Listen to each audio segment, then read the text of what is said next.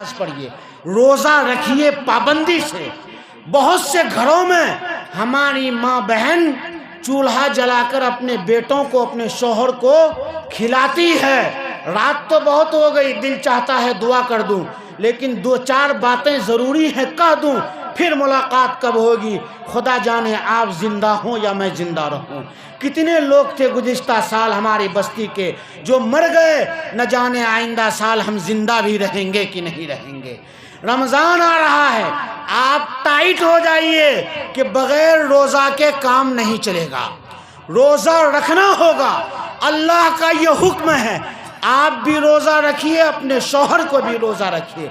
मैं जवानों से कहूँगा, खुदा के वास्ते समाज को बनाने में अपना किरदार अदा कीजिए। जिस समाज का जवान नेक हो जाता है वो समाज नेक होने लग जाता है। जिस समाज का नौजवान बेढंगा हो जाता है, बुराई की तरफ चलने लगता है, वो समाज बुराई की तरफ चलता है। इसी ज़िला में रानीगंज एक ब्लॉक है, रानीगंज की जामे मस्जिद के नौजवानों ने मीटिंग करके ये मशवरा किया कि हम अपना कोचिंग बनाएंगे, अपना स्कूल बनाएंगे और हम समाज में नेकी को फैलाएंगे। 4 साल हो गए, उस समाज की रंगत बदल रही है। आप भी तय कीजिए कि हम अच्छाई को फ़रोग़ देंगे, इंशाअल्लाह समाज जल्दी से करवट लेगा। आप तय कर लीजिए कि हमको भी नमाज पढ़ना है, हमको भी तिलावत करनी है, हमको भी इल्म सीखना है, तब जाके इंशाअल्लाह अच्छा होगा। हम तमाम भाइयों से कहेंगे कि सलाम को रिवाज दीजिए, बड़ों की इज्जत कीजिए, इंशाअल्लाह रसूलुल्लाह का समाज बहुत जल्दी लौट आएगा हमारे समाज में।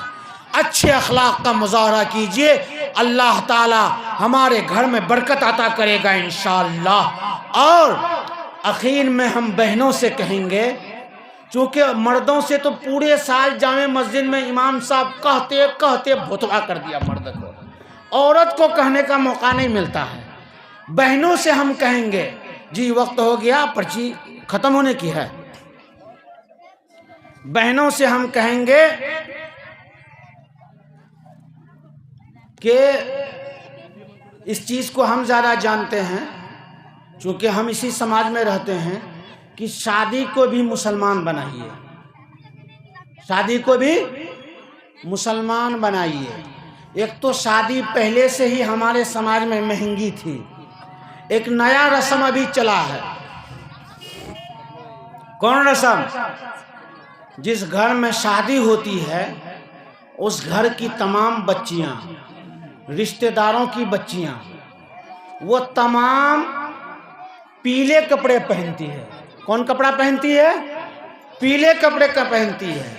और ये कमबख्त कपड़ा वाला सब कपड़ा बेचने के लिए जब सब कपड़ा खरीद लेता है तो कहता है अरे कुछ छुटने की, बोले हाँ वो पीला वाला छुटी गिलोन, पीला वाला छुटी गिलोन, उसको तो कपड़ा बेचना है। असल ये पीला कपड़ा, इसको कहते हैं मायूं की रस्म। क्या कहते हैं? मायूं की रस्म। उस रस्म में क्या होता है? अब तो वो रस्म बूढ़ी औरतें जानती हैं, असल ये गैरों का रस्म है, इसको मुसलमानों ने अपना लिया। वो रस्म क्या है कि शादी की तारीख से चंद दिन पहले लड़की को उपटन लगवा कर एक घर में रख दिया जाता है और लड़के को भी रख दिया जाता है कि अब बाहर नहीं निकलना है।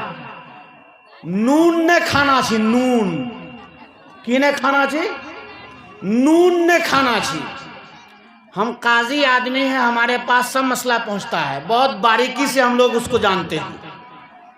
नून ने खाना छी और आने जाने में बंदिश, कहीं निकलना नहीं छी, केकरो नज़र न लगी जाए। ये एक गैरों का ये रस्म था, उसको मुसलमानों ने अपनाया और वो अपना कर अब वो रस्म ऐसा आगे बढ़ गया कि अब तमाम जवान बच्चियां, छोटे छोटे बच्चियां वो पीले कपड़े में, और जो दुल्हा बाबू है उसको भी पंडित जी बना देता है। कौन चीज़?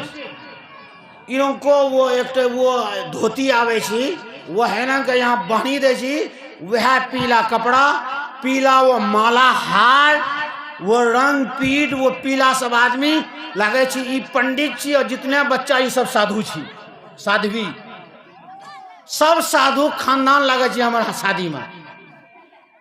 गरीब आदमी कर्ज लेकर सूद लेकर बच्ची की शादी कराता है और बच्ची जिद करती है माँ से कि हमको भी पीला कपड़ा चाहिए। माँ जिद करती है अपने शौहर से, शौहर मजबूर होकर पीला कपड़ा खरीदने पर मजबूर हो जाता है। कितनी महंगी हमने बना दिया।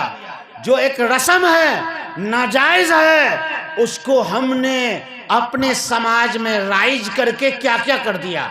आप तो हमारा खतरा है कहीं ये सब आगू चली कर तीर और धनुष नहीं लाल हो। तीर और धनुष ओकरा की करे अपन भाषा में हो धेनु धेनु। वो पीला कपड़ा पिन्हिलती लड़का का धेनु देते रंग का आबे एज काम खत्म कर दो। क्या हम कर रहे हैं शादी को भाई। और ये अपने समाज में खूब हो रहा है। इसलिए ये नाजायज है। हमारी बच्चियां भी सुन लें, तौबा करें अगर किसी ने किया है। अल्लाह तौबा करने वाले की तौबा को कबूल करता है। तौबा कर लीजिए। नहीं करना है। खुशी का ये मतलब नहीं है कि किसी की जान मारने में हमको खुशी हासिल हो तो उसकी जान मार दें। खुशी का मतलब है अल्लाह और रसूल की इताअत में खुशी हो। इसलिए इस रस्म को ख़त्म करना है इंशाअल्लाह। क्या हमारी माँ बहन तैयार हैं इसके लिए? इंशाअल्लाह।